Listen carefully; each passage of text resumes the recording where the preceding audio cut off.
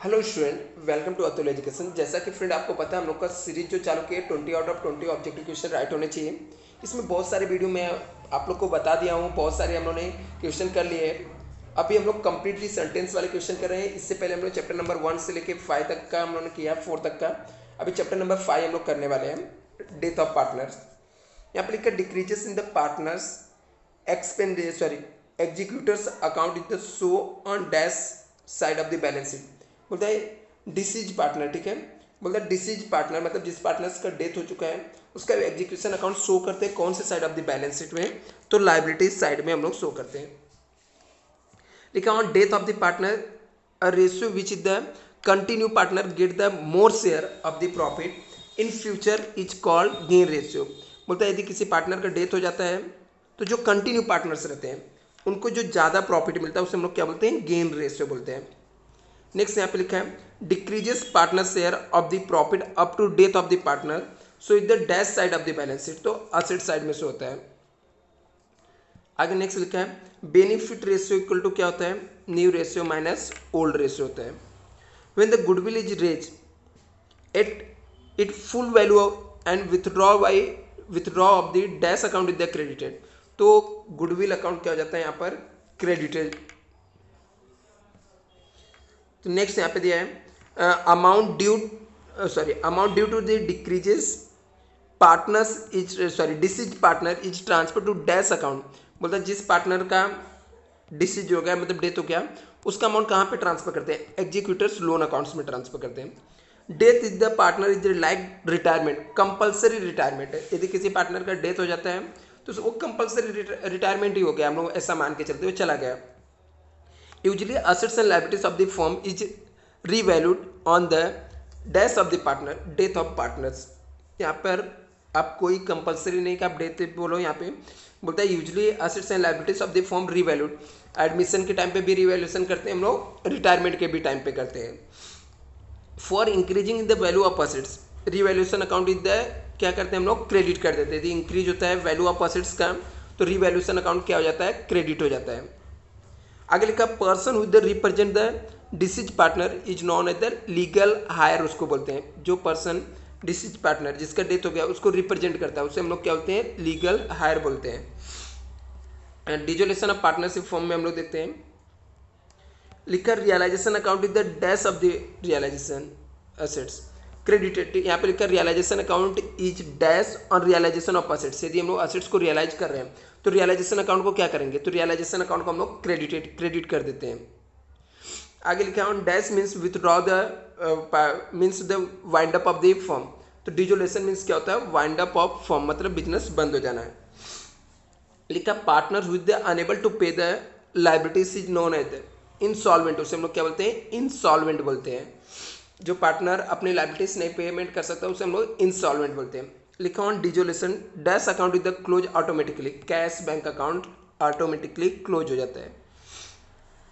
On the dissolution bank overdraft is transfer to dash account, realisation account में हम लोग transfer करते हैं। Making the payment of bills before the due date of the maturity is known as retirement of bill बोलते हैं। आगे लिखा person with the liabilities are more than is the assets and not position to pay is the liabilities known as the insolvent person बोलते हैं। बोलता है person with the liable are more than his the assets, liabilities जिसका क्या है, more than assets है, not able to pay, payment करने के लिए नहीं है तो उसे क्या बोलते हैं हम लोग, इंसॉल्वेंट पर्सन बोलते हैं।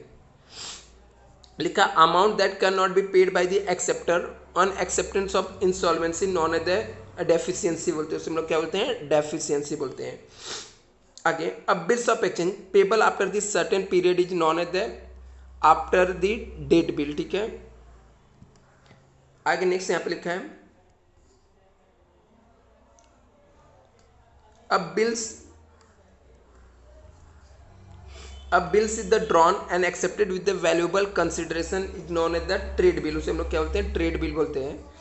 अब person with the draw the bill bills of exchange in known as the drawer, उसे हम लोग बोलते हैं। आगे लिखकर recording the fact of dishonour of the bill known as the noting, उसे हम लोग बोलते हैं।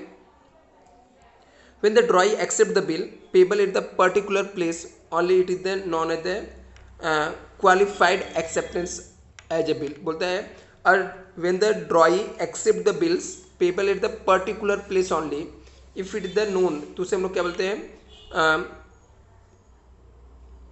क्वालिफाइड बोलते हैं, ठीक है, qualified acceptance as to place बोलते हैं. नेक्स्ट देखते हैं यहाँ पे क्या लिखा है.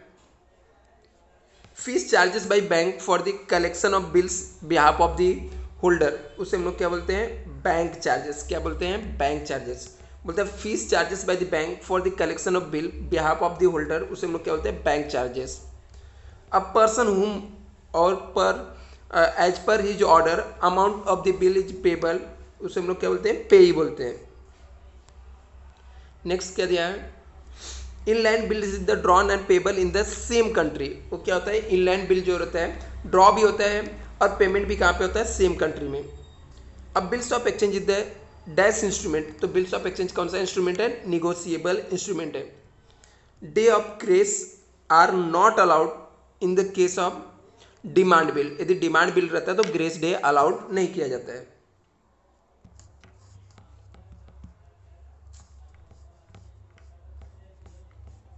नेक्स्ट चैप्टर है issue of shares.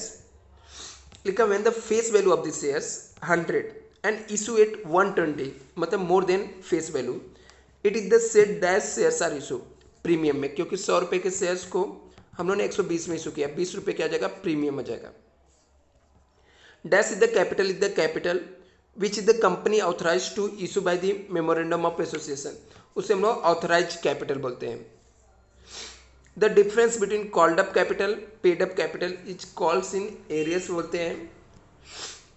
Preference dash is the holder is the fix rate of dividend मिलता है, तो प्रेफरेंस शेयर होल्डर रहते हैं जिनको फिक्स रेट में डिविडेंड मिलता है.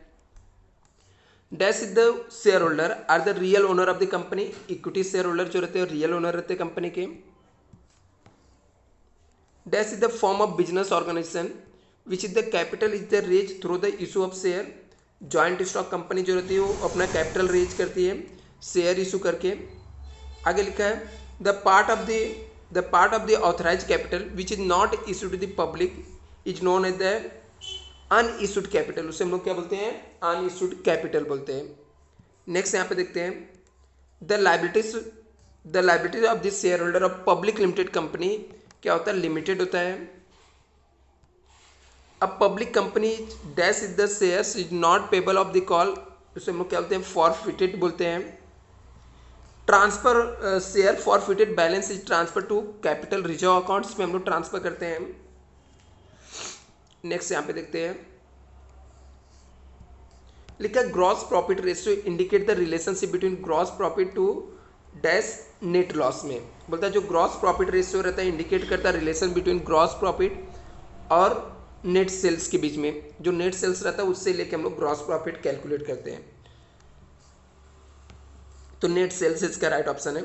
Generally the current ratio should be 2:1 होना चाहिए.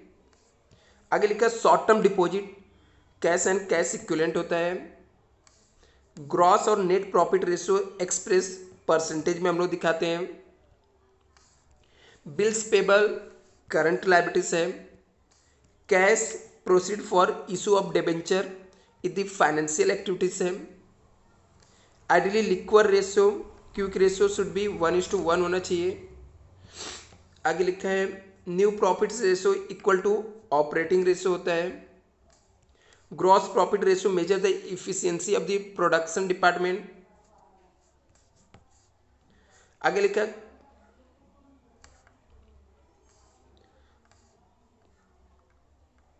Comparative income statement showing the profitability to different period. ठीक है, तो लिखा था यहाँ पे dash is the showing the profitability to different period, तो उसे हम लोग कंपेरेटिव इनकम स्टेटमेंट बोलते हैं. करंट रेशियो क्या होता है, current asset divide by current liabilities होता है. नेक्स्ट यहाँ पे दिया था dash the ratio so the relationship efficiency of the business, तो ऑपरेटिंग प्रॉफिट रेशियो बताता है कि बिजनेस कितना अच्छे से ऑपरेट हो रहा है. यहाँ पे लिखा है डैश की use save the acceptance of information, तो कंट्रोल ए हम लोग यूज करते हैं. Dash is the software usually for small scale form business. Reduce use होता है। डिटेल ऑफ द बैंक यहाँ पे लिखा है, transaction are maintain in dash bank book में मेंटेन करते हैं। आगे लिखा software used for the demo purpose which all the major faculties are known at the demo software बोलते हैं। Salary accounts are come under indirect expense के अंदर आता है।